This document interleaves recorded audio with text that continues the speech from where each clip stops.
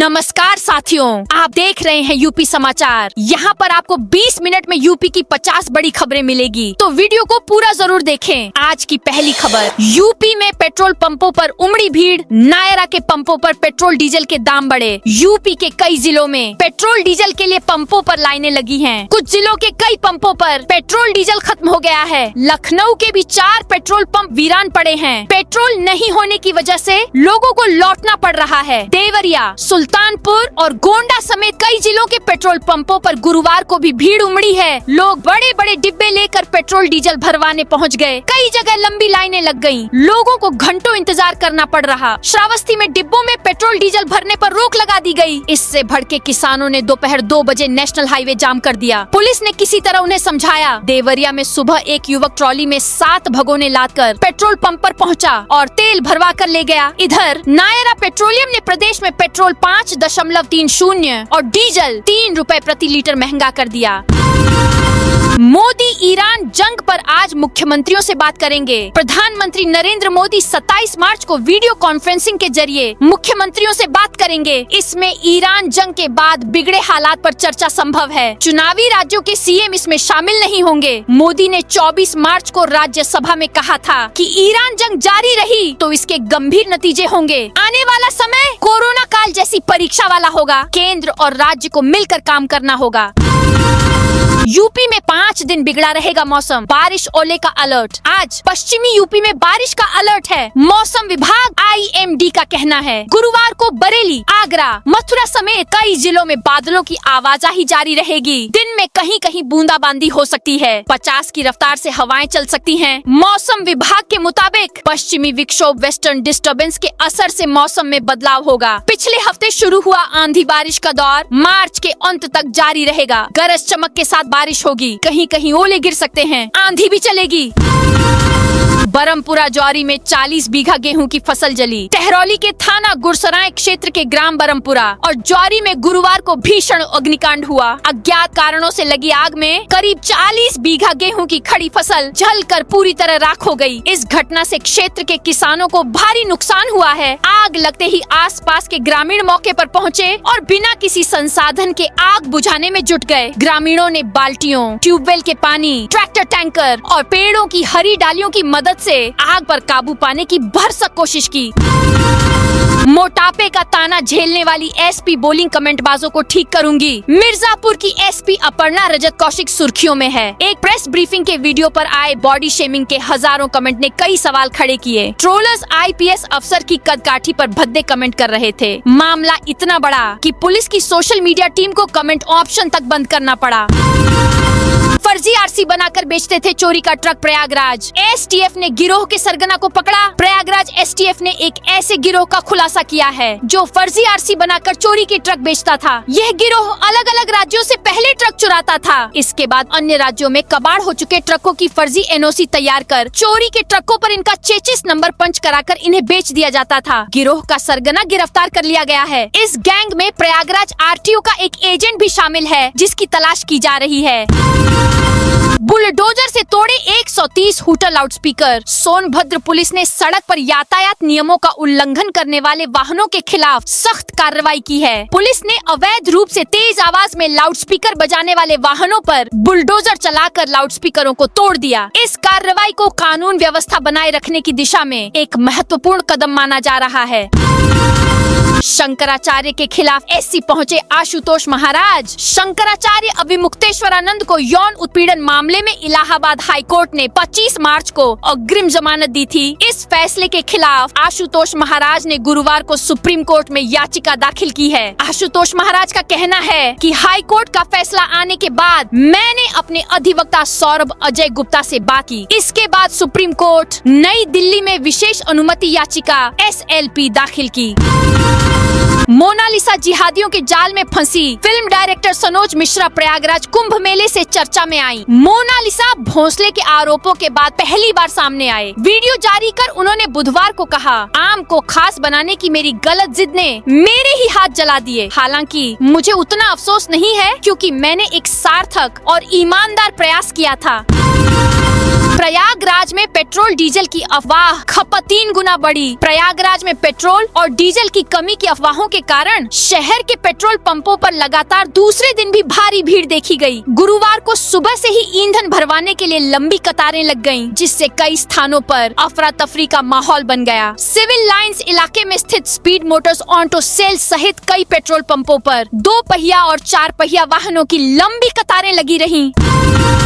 अलीगढ़ में 100 साल पुरानी रामनवमी शोभा यात्रा रद्द। अलीगढ़ के थाना दहली गेट इलाके में करीब 100 साल से चली आ रही रामनवमी शोभा यात्रा इस बार विवादों के घेरे में है। रूट बदलने की मांग को लेकर प्रशासन और आयोजकों के बीच ठन गई है। प्रशासन जहां पुराने मार्ग पर अड़ा है, वहीं आयोजकों ने सुरक्षा कारणों का हवाला देते हुए इस वर्ष शोभा यात्रा न निकालने का ऐलान कर दिया है। उधर गुरुवार को नगर निगम की टीम कन्वरीगंजी के कटरा में चबूतरे तोड़ने पहुंच गई। चबूतरे तोड़ने पर लोग भड़क गए और जनप्रतिनिधियों के खिलाफ आक्रोश भड़क गया।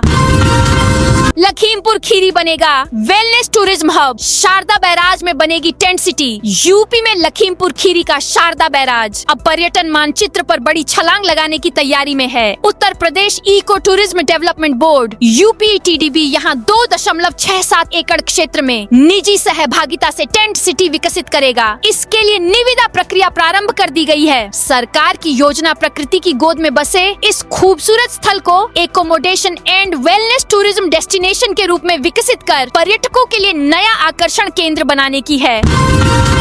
लखनऊ दुनिया का 58वां सबसे प्रदूषित शहर। लखनऊ दुनिया का 58वां सबसे प्रदूषित शहर हो गया है। यहाँ का पार्टिकुलेट मैटर 2.5 का औसत 54.2 माइक्रोग्राम घन प्रति मीटर दर्ज हुआ है। PM 2.5 का मतलब है 2.5 माइक्रोमीटर से कम व्यास वाले कितने धूलकण 1 घन मीटर हवा में मौजूद हैं। ये कण उड़ती धूल, वाहनों के धुएं, निर्माण और टूटे घरों के मलबे में रहते हैं। उत्तर प्रदेश के हर जिलों में संचारी रोग नियंत्रण अभियान 1 से 30 अप्रैल तक तथा दस्तक अभियान 10 से 30 अप्रैल तक संचालित होगा। स्वास्थ्य विभाग के अपर मुख्य सचिव अमित कुमार घोष ने बुधवार को शास्त्री भवन स्थित सभागार में संचारी रोग नियंत्रण एवं दस्तक अभियान के तहत संपादित की जाने वाली अंतर विभागीय गतिविधियों की समीक्षा की। उन्होंने कहा कि अभियान के सफल क्रियान्वयन एवं विद्यालयों में जागरूकता बढ़ाने के लिए पोस्टर प्रतियोगिताओं और रैलियों का आयोजन किया जाए। आशा वर्कर घर घर जाएं और हर परिवार के सदस्यों के आभा आई कार्ड बनाएं। शाहजहांपुर में स्मैक तस्कर की 80 करोड़ की संपत्ति फ्रीज। शाहजहांपुर पुलिस ने एक स्मैक तस्कर रियाज उर्फ बाबू पडेरा की लगभग 80 करोड़ रुपए की संपत्ति फ्रीज कर दी है। यह कार्रवाई एसपी राजेश द्विवेदी के निर्देश पर की गई। फ्रीज की गई संपत्तियों में 8 खेत, 2 मकान, 2 ईंट के भट्टे, 1 कॉम्प्लेक्स, 1 कार और 2 ट्रैक्टर शामिल हैं। मौके पर भारी पुलिस बल तैनात रहा और संपत्तियों पर बोर्ड लगाए गए। मेरठ पुलिस को पसंद आया धुरंधर का एक्शन। 26 मार्च को शहर के शॉपिंग मॉल स्थित वेव सिनेमा में यूपी पुलिस के करीब 420 दरोगा SSP अविनाश पांडे के साथ फिल्म धुरंधर 2 देखने पहुंचे। फिल्म खत्म होने के बाद पुलिस कर्मियों ने अलग अलग प्रतिक्रिया दी और फिल्म की कहानी, एक्शन और देशभक्ति को जमकर सराहा। पुतिन बोले, ईरान युद्ध से कोविड जैसे हालात का खतरा। रूस के राष्ट्रपति व्लादिमीर पुतिन ने ईरान युद्ध को लेकर चेतावनी दी है। उन्होंने कहा कि इस युद्ध से कोविड महामारी जैसे हालात हो सकते हैं। मॉस्को में बिजनेस लीडर्स से बातचीत में पुतिन ने कहा कि मिडिल ईस्ट में जारी जंग के नतीजों का सटीक अनुमान लगाना मुश्किल है। उन्होंने कहा कि जो देश इस युद्ध में शामिल हैं, उन्हें भी इसके असर का अंदाजा नहीं है। उन्होंने बताया कि इस संघर्ष का असर अंतर्राष्ट्रीय लॉजिस्टिक्स, उत्पादन और सप्लाई चेन पर पड़ रहा है। साथ ही तेल, गैस, धातु और उर्वरक सेक्टर की कंपनियों पर दबाव बढ़ रहा है। यूपी सरकार के 9 साल पूरे होने पर 41 दिव्यांग छात्रों को स्मार्टफोन दिए। उत्तर प्रदेश सरकार के 9 वर्ष पूरे होने के उपलक्ष्य में बुधवार को चौधरी चरण सिंह विश्वविद्यालय के अटल सभागार में एक कार्यक्रम आयोजित किया गया। इस अवसर पर दिव्यांगजन सशक्तिकरण विभाग द्वारा स्पर्श राजकीय दृष्टिबाधित बालक इंटर कॉलेज परतापुर मेरठ के 41 दृष्टिबाधित छात्रों को स्मार्टफोन वितरित किए गए। लखनऊ में फर्जी फॉर्म से करोड़ों का लेन देन। लखनऊ में तैनात एक एसआई के पैन कार्ड का दुरुपयोग कर फर्जी फॉर्म बनाकर करोड़ों रुपए के लेन देन का मामला सामने आया है। आयकर विभाग की तरफ से नोटिस मिलने के बाद पीड़ित को जानकारी हुई। इसके बाद बीबीडी थाने में शिकायत दर्ज कराई गई। मुजफ्फरनगर के तितावी निवासी धर्मेंद्र कुमार लखनऊ के बीबीडी थाने में एसआई के पद पर तैनात हैं। धर्मेंद्र ने बताया कि उन्हें इनकम टैक्स की तरफ से 17 फरवरी नोटिस प्राप्त हुआ। लखनऊ के 3 पंप पर पेट्रोल डीजल खत्म। लखनऊ के इंदिरा नगर, बादशाह नगर और पॉलिटेक्निक चौराहे पर स्थित पंप पर पेट्रोल डीजल खत्म हो गया है। पंपों पर फ्यूल इन प्रोग्रेस का बोर्ड लगा दिया गया है। पॉलिटेक्निक चौराहे पर पेट्रोल खत्म होने पर पंप कर्मियों से लोगों की नोकझोंक हो गई। कुछ देर तक हंगामे की स्थिति बनी रही। सूचना पर पहुंची पुलिस ने लोगों को समझाकर शांत कराया। बीजेपी विधायक बोले, मकान का निर्माण रोका, 2 गाड़ियां खरीदी। लखीमपुर खीरी के धौरहरा से भाजपा विधायक विनोद शंकर अवस्थी का एक बयान इन दिनों सोशल मीडिया पर चर्चा का विषय बना हुआ है। एक सार्वजनिक कार्यक्रम में उन्होंने बताया कि युवाओं की सलाह पर उन्होंने अपने नए मकान का निर्माण कार्य रोक दिया और 2 गाड़ियां खरीदी। विधायक अवस्थी के अनुसार सेमरिया गाँव के पास कुछ युवकों ने उन्हें रोककर कहा कि वह विधायक जैसे नहीं लगते और उन्हें आन बान शान के साथ चलना चाहिए। युवकों ने उन्हें रौले और भौकाल के साथ चलने की सलाह दी। नोएडा में श्रेणीवार 36 आवेदकों के बीच बोली लगेगी। नोएडा में भूखंड आवंटन के लिए आवेदक अप्रैल के पहले सप्ताह में ऑनलाइन बोली लगा सकेंगे। इसके लिए आवेदकों को तारीख व समय की सूचना दी जाएगी। प्राधिकरण की विगत सप्ताह ही होटल, व्यावसायिक व संस्थागत भूखंडों की योजना समाप्त हुई थी। हाँ, भूखंडों का आवंटन किया जाना है। इसको लेकर प्राधिकरण ने तैयारी शुरू कर दी है। लखनऊ के दुबग्गा में बनने वाला 3 लेन फ्लाईओवर। लखनऊ में ट्रैफिक जाम की समस्या से निजात दिलाने के लिए दुबग्गा और IIM रोड तिराहे पर L आकार का फ्लाईओवर बनाया जाएगा। यह फ्लाईओवर करीब 2 किलोमीटर लंबा होगा और 65 खंभों पर टिका होगा। इसे 3 लेन में विकसित किया जाएगा, जिससे वाहनों की आवाजाही सुगम हो सके। इस परियोजना की कुल लागत 321.21 करोड़ रुपए आंकी गई है और इसका निर्माण कार्य मई महीने से शुरू होने की संभावना है। योगी सरकार के 8,65,000 करोड़ के बजट में सिर्फ 60% खर्च। वित्तीय वर्ष समाप्त होने में 1 सप्ताह का भी वक्त नहीं बचा है। बावजूद इसके सभी विभाग मिलकर यूपी सरकार के कुल बजट का 60% ही अब तक खर्च कर सके हैं। यानी अगर विभाग को अपना पूरा बजट इस्तेमाल करना है तो उन्हें बचे हुए दिनों में बजट का 40% खर्च करना होगा, जो मुमकिन नहीं दिखता। वित्तीय वर्ष 2025 से 26 में सरकार ने 8.8 लाख करोड़ रुपए का मूल बजट पेश किया था, जबकि अनुपूरक के साथ इसका आकार बढ़कर 8.65 लाख करोड़ रुपए हो गया था। प्राइवेट स्कूल में हर बार बदल रहा सिलेबस। फिक्स दुकानों से खरीदने बनाते हैं दबाव। आगरा में निजी और कॉन्वेंट स्कूलों द्वारा महंगी किताबें और कॉपियां बेचने का मामला लगातार सामने आ रहा है। अभिभावकों का आरोप है कि हर साल सिलेबस बदलकर उन्हें नई किताबें खरीदने के लिए मजबूर किया जाता है, जिससे उनका आर्थिक बोझ बढ़ रहा है। शहर के कई स्कूलों में कक्षा 4 और 5 की किताबों का बिल 9,000 रुपए से ज्यादा तक पहुंच रहा है, जबकि NCERT का पूरा सेट कक्षा 4 का करीब 400 रुपए और कक्षा 5 का लगभग 450 रुपए में उपलब्ध है। अखिलेश बोले, हमने मिट्टी के 2 चूल्हे बनवा लिए। सपा प्रमुख अखिलेश यादव ने लखनऊ में गुरुवार दोपहर 12 बजे प्रेस कॉन्फ्रेंस कर CM योगी पर तंज कसा। उन्होंने कहा, वह धुरंधर से भी बड़े धुरंधर हैं। हमारी विधायक पूजा पाल को गुमराह कर ले गए। बताइए हम कहां FIR कराएं?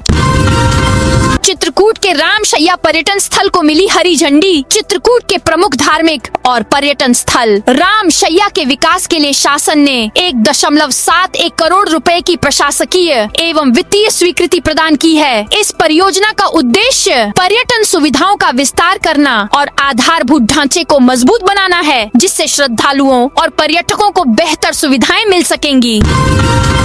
योगी बोले, जंग न होती तो रवि किशन दुबई में होते। गोरखपुर में CM योगी ने गुरुवार को कहा कि अमेरिका, इजराइल और ईरान में युद्ध चल रहा है। यह लंबा खिंचा तो हर व्यक्ति पर असर पड़ेगा। हमें घबराना नहीं है, अफवाहों पर ध्यान नहीं देना है। चुनौती चुनौती आती है तो सबको सरकार के साथ कदम से कदम मिलाकर चलना होगा। यही सच्ची राष्ट्रभक्ति होती है। योगी ने सांसद रवि किशन की चुटकी ली, कहा युद्ध न हो रहा होता तो हो सकता है रवि किशन दुबई में होते, लेकिन वहाँ हालात ठीक नहीं है तो उन्होंने सोचा कि चलो मैं भी सहजनवा चलता हूँ।